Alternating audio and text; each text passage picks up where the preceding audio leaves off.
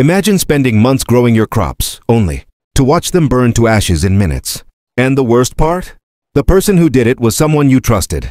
This is the story of how one man turned tragedy into justice and rose stronger than ever. It was one of those early October mornings when the air was crisp and clean, the kind that makes you want to take a deep breath and just pause for a moment. The sun was slowly rising over the horizon, spilling golden light across the fields, turning the wheat into what looked like a sea of liquid gold. I stood there, looking over the 5 acres I had nurtured for months, and felt a swell of pride. Each stalk had been planted with care, watered meticulously, and tended through countless long days under the sun.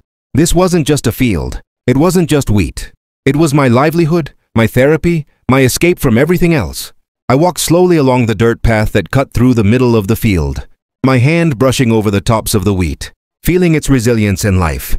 I whispered to myself, almost like a secret between us, "You've grown so well. It's almost time." The wind carried the faint smell of soil and growth, and for a moment the world seemed perfect. Birds chirped in the distance, a tractor hummed far away, and I allowed myself to forget everything else, wrapped in the comfort of this golden sea. Then I noticed movement. She was walking down the narrow paved road toward me, heels clicking sharply. Her posture straight, controlled, almost intimidating. Mrs. Elaine Thompson, the chairwoman of the HOA.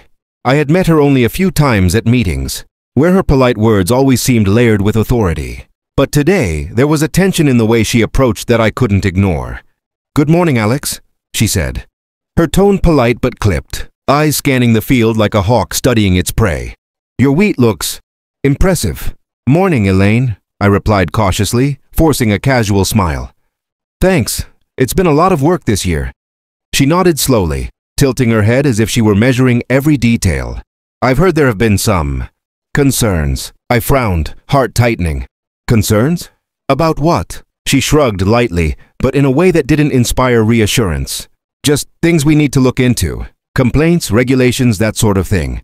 Trying to keep my tone calm, I said, "Everything's in compliance. All permits, all procedures. I don't see any issues." Elaine's thin lips pressed together, a faint smirk hiding behind her composure.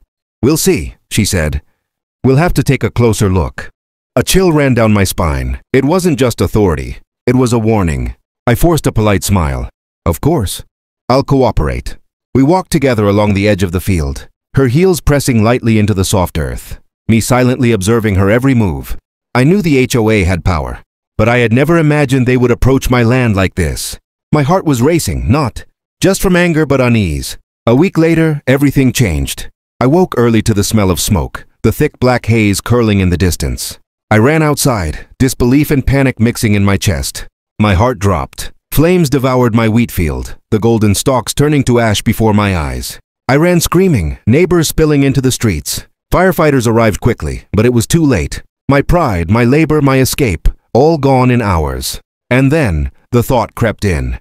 Could Elaine be behind this? It seemed impossible. Why would anyone destroy another person's property? Yet the timing, the warnings, the subtle threats, everything pointed to something deeper. I couldn't shake it. In the world of HOA politics, I realized nothing was impossible. Standing there amidst the chaos, I felt something unexpected. A strange calm. Not surrender, but determination. This wasn't just about wheat anymore. This was about justice. Someone had to pay. And I knew I wouldn't let it go. That night I called my attorney, my voice tight with grief and anger. I explained the fire, the complaints, the interactions with Elaine, everything. The line was silent for a moment, and then she said, "Alex, if what you suspect is true, you have a strong case, and we're going to pursue it. We're going to make them pay." For the first time since the fire, I felt a spark of hope. The journey ahead would be long and exhausting, filled with confrontation, investigations, courtrooms, and more lies than I could imagine. But I couldn't give up. I wouldn't give up. In the days that followed, I meticulously documented everything. The burnt fields, photographs of the damage, testimonies from neighbors who had seen suspicious activity, the subtle threats and complaints Elaine had made at previous HOA meetings. Every scrap of evidence mattered. Every detail could help build a case strong enough to hold up in court. Evenings were the hardest. I would sit on my porch, staring at the charred field, the sunset casting long shadows over what remained. The pain was real. The loss was immense, but beneath the grief I felt a growing resolve. I whispered to myself, "We'll rise again. We'll rebuild. Justice will come." I also began talking to neighbors, quietly gathering observations and stories that could support the case. Their support reminded me that I wasn't alone. Even in the darkest moments, people could stand together, and truth had allies. By the end of the week, the first steps toward legal action were taken. The fire department had confirmed that the blaze was suspicious.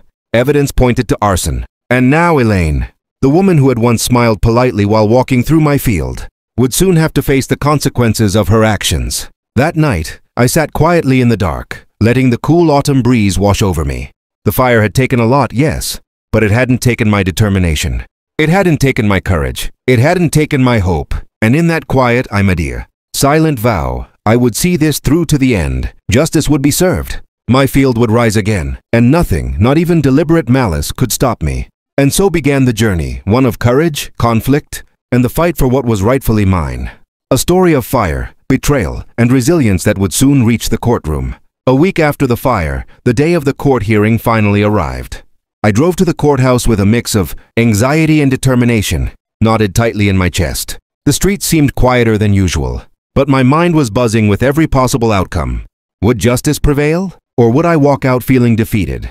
The flames of my destroyed wheat field still burning in my heart? The courthouse itself was imposing, with stone steps that climbed high into a structure built to command respect. I paused at the top, taking a deep breath, trying to steady myself. I wasn't just walking into a building. I was walking into a battlefield, one where every word, every piece of evidence, and every look could tip the scales.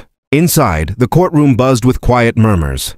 Neighbors, curious onlookers, and even a few local reporters had gathered. I spotted a few familiar faces, people who had helped me document the aftermath of the fire, neighbors who had supported me quietly, and some who were just drawn by the story. My attorney Laura, a calm, sharp woman who had guided me through this entire ordeal, gave me a reassuring nod. Stay focused. Remember, facts win cases. I nodded, taking her words to heart.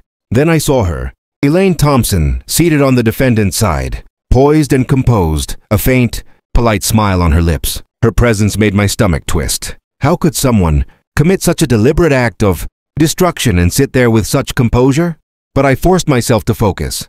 This wasn't about anger. It was about evidence and truth. The judge called the court to order. The room fell silent, heavy with anticipation. Laura began with the opening statement, her voice calm but passionate.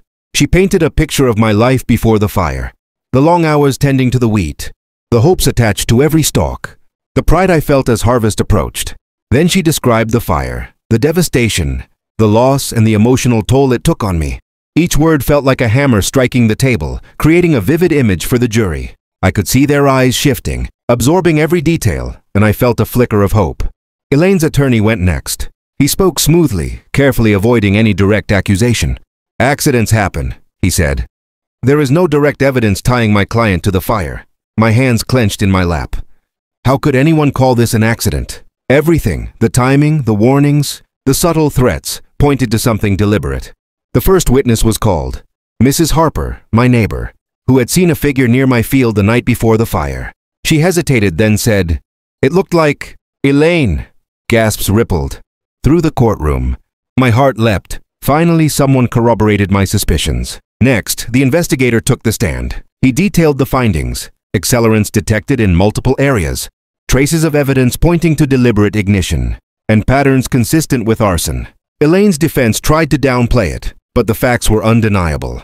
Every detail sent shivers down my spine, knowing how close I'd come to losing everything permanently. Then came Elaine's testimony. Her voice was calm, controlled, almost rehearsed. "I had nothing to do with the fire," she said. "I would never harm anyone's property." The jury listened, some nodding, some skeptical. I wanted to stand up and shout that she was lying, but I stayed seated. Let the evidence speak louder than her words. The cross-examination was methodical. Laura dissected every detail, pointing out inconsistencies in her alibi, contradictions in her previous statements, and the timeline of her actions. I watched Elaine's smile falter, her composure beginning to crack. The courtroom seemed to hold its breath. Throughout the day, I felt a mix of emotions, fear, anger, hope, and exhaustion all at once. Each witness, each piece of evidence, added layers to the story, building a case that had started as a personal nightmare, but now had the weight of truth behind it. I glanced at the jury, noting their attentive faces, their subtle reactions. Every moment mattered. During a brief recess, I stepped outside to clear my head. The autumn air was brisk, carrying the faint scent of burnt wheat lingering from my field. I thought about the fire, the betrayal, and the months of work gone up in smoke. But I also thought about resilience, determination, and the idea that even after devastation, justice could prevail. I whispered to myself, "We're not done yet. We'll see this through." When court resumed, the presentation of evidence continued. Emails, HOA records, and neighbor statements all reinforced the narrative. This fire was no accident. Each document, each testimony, pointed toward deliberate, malicious action. Elaine shifted uneasily in her seat as the weight of the evidence pressed against her. Carefully maintained composure. Finally, closing statements arrived. Laura's speech was precise, impassioned, and emotional. She reminded the jury of the human cost, the months of labor destroyed, the emotional trauma, the violation of trust. She didn't just recite facts. She made them feel the devastation, the heartbreak, and the resilience of someone wronged. Every word carried the weight of my loss and the determination to seek justice. Elaine's attorney tried to respond, but the impact of the evidence and Laura's narrative left little room for doubt. I watched Elaine's expression shift, an almost imperceptible flicker of fear, the realization that truth had found its way to the forefront. As the jury retired to deliberate, the tension in the room was palpable. I gripped my hands together, feeling the pressure of waiting, the anticipation of a verdict that could change everything. Each passing minute stretched endlessly, until finally the jury returned. The foreperson stood, cleared their throat, and spoke. "We, the jury, find the defendant." I held my breath. My chest felt tight, every nerve on edge. Guilty of arson and property damage. Relief, joy, and vindication washed over me in an overwhelming rush. Tears stung my eyes as I realized justice had been served. Months of fear, sleepless nights, and emotional turmoil had led to this moment. Elaine sat frozen, her composed mask shattered. Walking out of the courtroom, I felt lighter, though exhausted. I had faced betrayal, destruction, and deceit, and I had won. But more than that, I had stood up, refused to back down, and reclaimed control over my life. And though the trial was over, the journey wasn't complete. I still had to rebuild, both emotionally and physically. My wheat field could rise again, and so could I. This wasn't the end. It was the beginning of recovery, resilience, and a renewed sense of hope. The courtroom fell into a tense silence as the verdict was announced. Relief surged through me, almost overwhelming, as I realized that justice had been served. Elaine Thompson was found guilty of arson and property damage. Months of fear, uncertainty, and sleepless nights culminated in this moment. The weight on my shoulders felt lighter, though my body was still trembling from the intensity of the day. I watched her carefully. Elaine's face had changed. The calm, polished composure she had maintained for months was gone, replaced by a flicker of panic and disbelief. I didn't feel triumph in a cruel sense. I felt vindication. This wasn't about revenge. It was about accountability. She had tried to destroy what I had built with my hands and heart, and now she would face the consequences. Laura, my attorney, gave me a reassuring nod. "Alex, you did it. You stood your ground, and the truth won." I could barely speak, my throat tight with emotion. All I could do was nod, letting the relief wash over me in waves. After the courtroom cleared, I took a few moments alone, walking through the hallways and breathing deeply.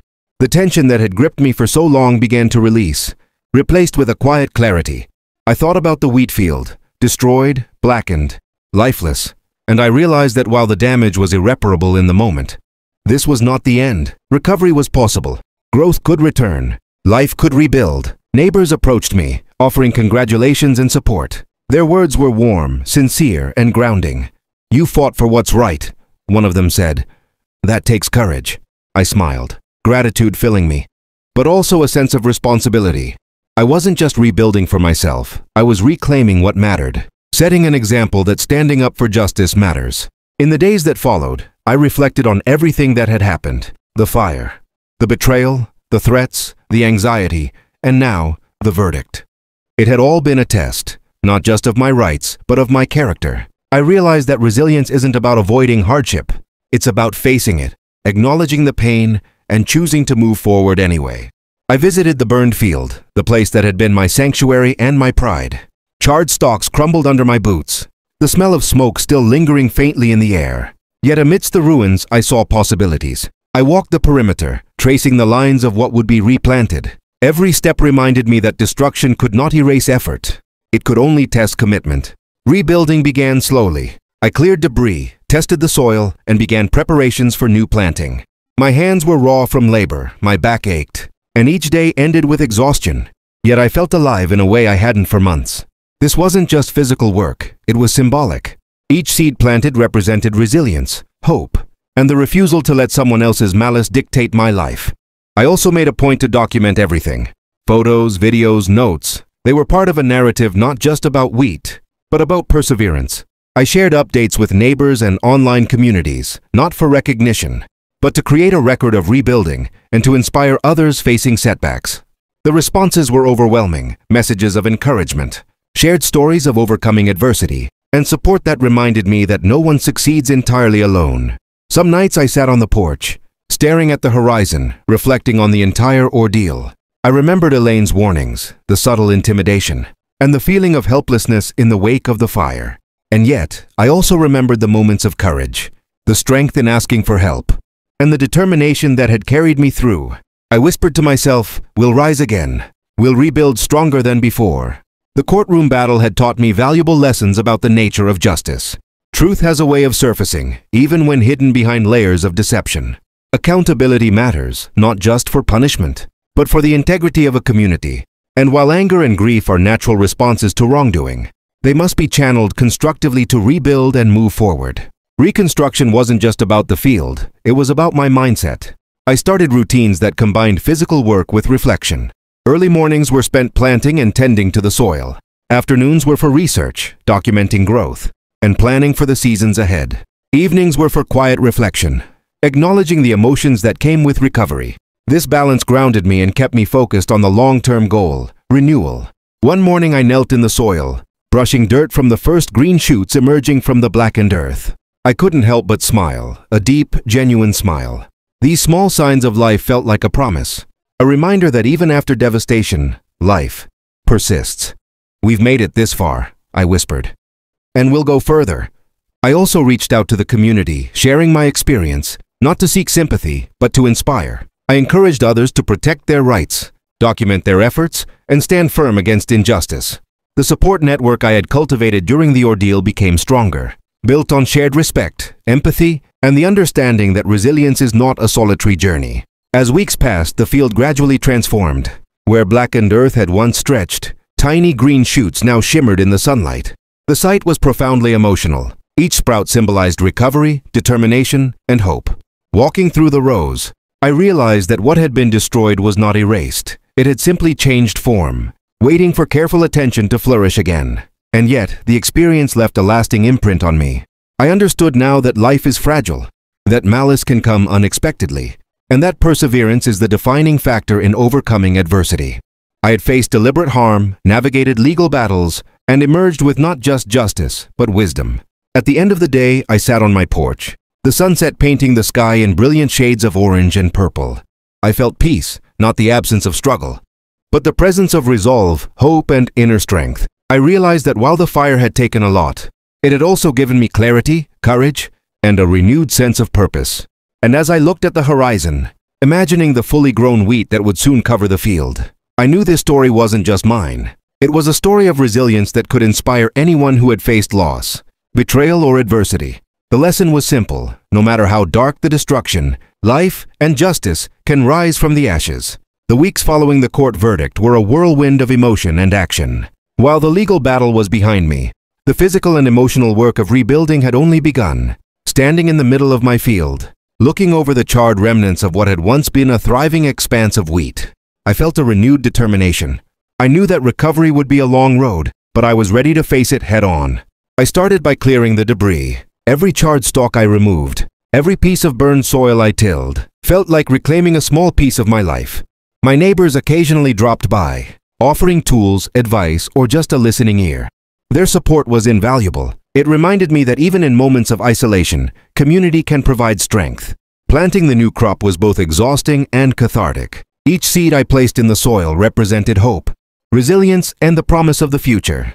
I worked from dawn to dusk, my hands raw and my back aching, but I felt alive. With every inch of earth I turned, I was telling myself, destruction does not define me. My perseverance does.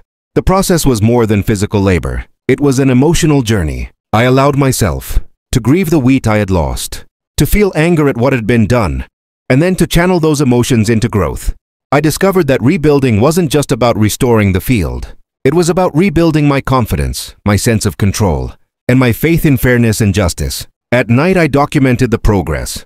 Photos of tiny green shoots, videos of the field swaying in the breeze, and journal entries chronicling the emotional highs and lows. Sharing these updates online, I found encouragement from people I'd never met, strangers inspired by my journey, thanking me for showing that setbacks can be overcome. Their words became another layer of motivation, proof that resilience is contagious. One crisp morning, as I walked through the rows of new wheat, I paused and looked back at the space where the fire had left devastation. The contrast was striking: blackened, lifeless ground now dotted with vibrant green, reaching toward the sun. It was symbolic of everything I had experienced. Betrayal and hardship could not permanently destroy me. Life, like the wheat, could grow again, stronger and more determined. I also began outreach within the community. I shared lessons learned from the ordeal, emphasizing the importance of documenting property, standing up for one's rights, and creating a support network. I encouraged others to be vigilant but hopeful, to turn challenges into opportunities for growth. The conversations I had were inspiring, not just for others, but for me as well. They reminded me that our actions can ripple outward, creating positive change far beyond our immediate sphere. Emotionally, the rebuilding process helped me regain balance. I established routines that combined physical work with reflection and meditation. Mornings were dedicated to the field, afternoons to planning and research, and evenings to quiet reflection. This rhythm kept me grounded, ensuring that the trauma of the fire and the stress of the court case did not dominate my life permanently. The day came when I finally saw the field fully green, a vision that once seemed impossible. Walking among the wheat, feeling it brush against my hands, I was filled with profound gratitude. This was more than a successful harvest in the making. It was proof of resilience, determination, and the human spirit's ability to endure. Looking back, I realized that the fire had been a painful but necessary teacher. It tested me, forced me to confront fear, anger, and despair, and ultimately pushed me to discover a strength I didn't fully realize I had. The experience reinforced an important truth. Adversity does not define us. Our response to it does. And now, as I stand on the porch in the evenings, watching the sun set over the field, I reflect not only on the challenges I faced, but also on the victories. The court case, the support of my neighbors, and the growth of the field are all reminders that persistence and courage yield results. Before closing this chapter of my life, I want to share a few thoughts for anyone facing their own trials. Document what matters. Stand up for what's right, seek support, and never underestimate the power of resilience. Challenges are inevitable, but with determination, justice and renewal are possible. Finally, I want to extend a heartfelt invitation to you, the viewer. If this story resonates, take a moment to leave a comment, share your experiences, or simply your thoughts. Subscribe to the channel to follow more real-life stories of perseverance and triumph, and most importantly, become a VIP member if you want to. Support and engage with content that celebrates resilience and human courage. Every small action helps keep these stories alive, inspiring others to rise from their own ashes. As I watch the wheat sway gently in the wind, I am reminded that life is a cycle of growth, loss, and renewal. The fire may have destroyed what I had built, but it also taught me that with perseverance, justice, and hope, anything can be rebuilt. The field will flourish, and so will I. And I hope that watching this journey reminds you that, even in your darkest moments, there is always the potential for a new beginning.